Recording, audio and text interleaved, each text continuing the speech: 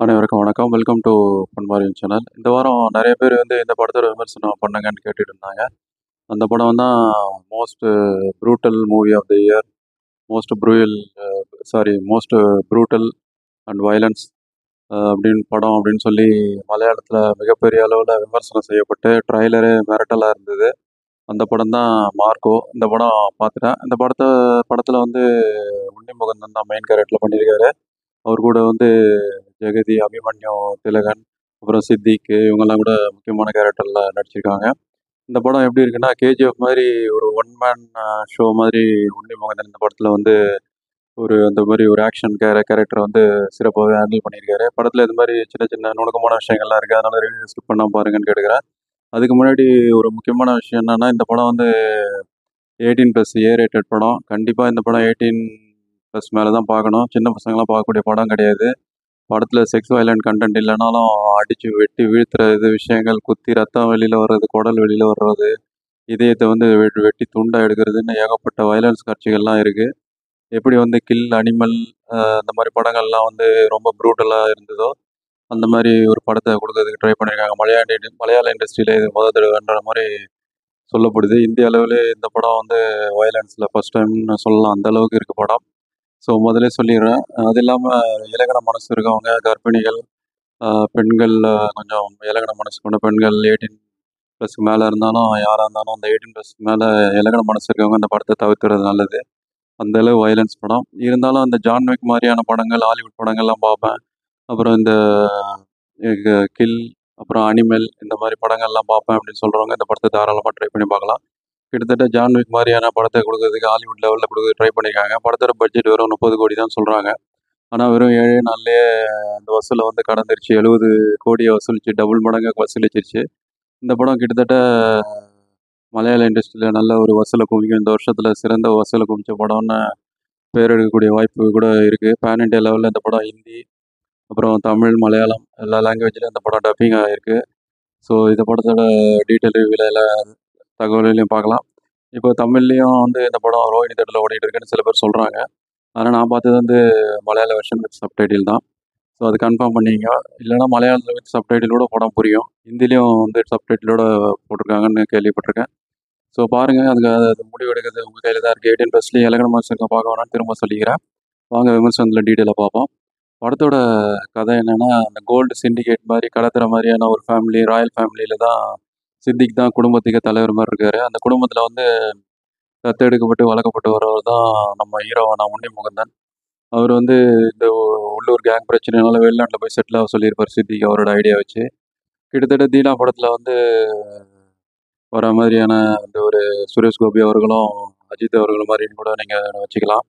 அந்த மாதிரியான கேரக்டர் தான் கிட்டத்தட்ட. உன்னி முகுந்தன் வெளிநாட்டில் இருக்கும்போது இவங்க குடும்பத்தில் அந்த சித்தியோட சொந்த தம்பியான ஒரு கண் தெரியாத ஒருத்தர் வந்து அவரோட ஃப்ரெண்டு கூட வந்து ஒரு கேமிங்க்கு போகும்போது எதிர்பாராத விதமாக அந்த ஃப்ரெண்டும் இறந்துருவாரு. அந்த ஃப்ரெண்டு இறந்த கொஞ்ச நாள்லயே இந்த கண்ணு தெரியாதவரும் இறந்துருவாரு. 2 பேரும் திக் ஃப்ரெண்ட்ஸு. ஸோ அவரோட அந்த ஃபியூனரலில் இவரோட சொந்த தம்பியோட ஃபியூனரலில் கலந்துக்கிறதுக்கு வருவார். கண்ணு தெரியாத தம்பியோட ஃபியூனலுக்கு கலந்துக்கிறதுக்கு வெளிநாட்டிலேருந்து வரவர் தான் உன்னி முகுந்தன். அவர் கொஞ்சம் ரஃப்பான டைப்பு.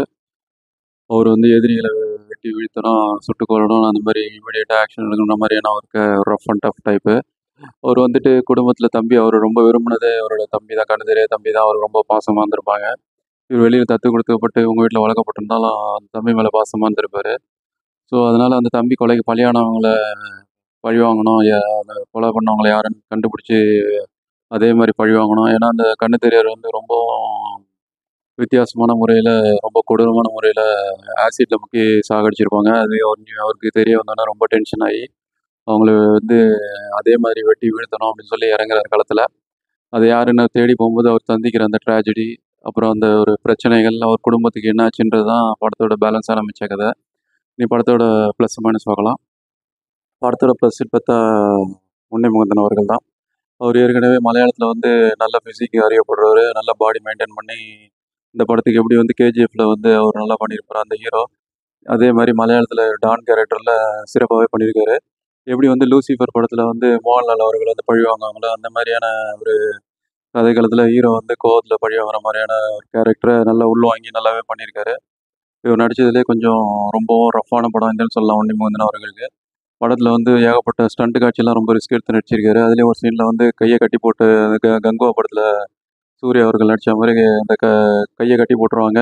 வாயிலேயே வந்து கத்தி எடுத்து எதிரிகள வீழ்த்துற சீன்லாம் வேற லெவலா பண்ணியிருப்பாரு. ஆக்ஷன்லாம் நல்லா பண்ணியிருக்காரு. அவருக்கு பாராட்டுக்கள தெரிவிச்சுக்கலாம். அது இல்லாம படத்துல முக்கியமான கேரக்டர்ல சித்திக் பண்ணியிருக்காரு. ஒரு எக்ஸ்பீரியன்ஸான நடிகர். அண்ணன் கேரக்டர்ல வராரு. கிட்டத்தட்ட சுரேஷ் கோபி அவர்கள் பண்ண அந்த தீனா படம் கேரக்டர் மாரி அண்ணன் கேரக்டர் தான்.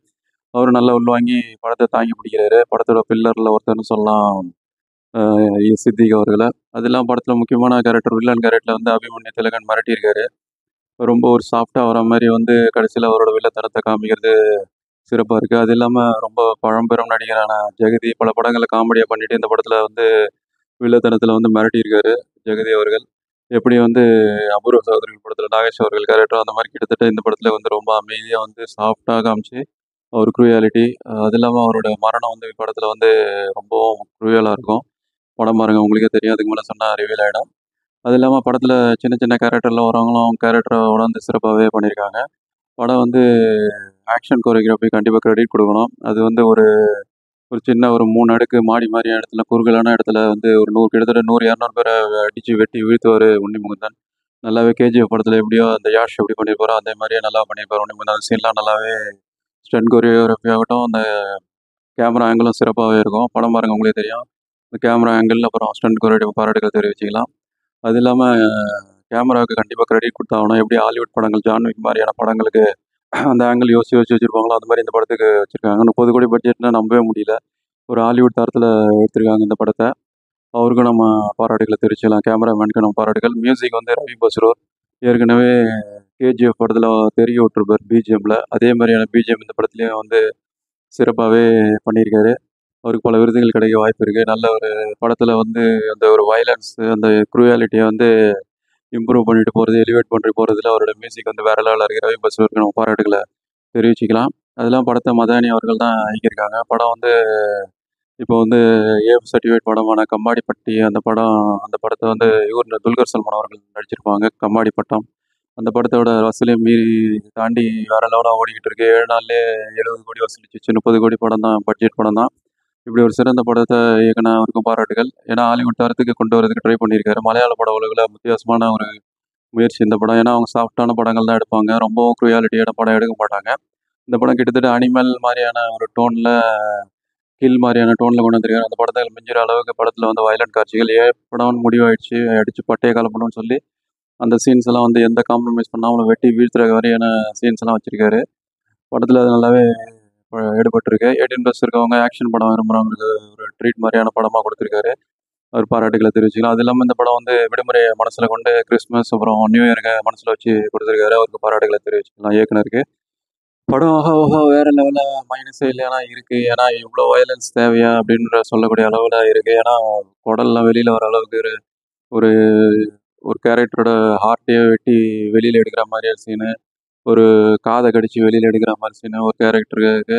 இன்னொரு கேரக்டர் வந்து இந்த வாயில வந்து அந்த வந்து ஜாஸ வந்து பிச்சு எடுக்கிற மாரியான சீன்லாம் க்ரூயாலிட்டி அதிகமா இருக்கு.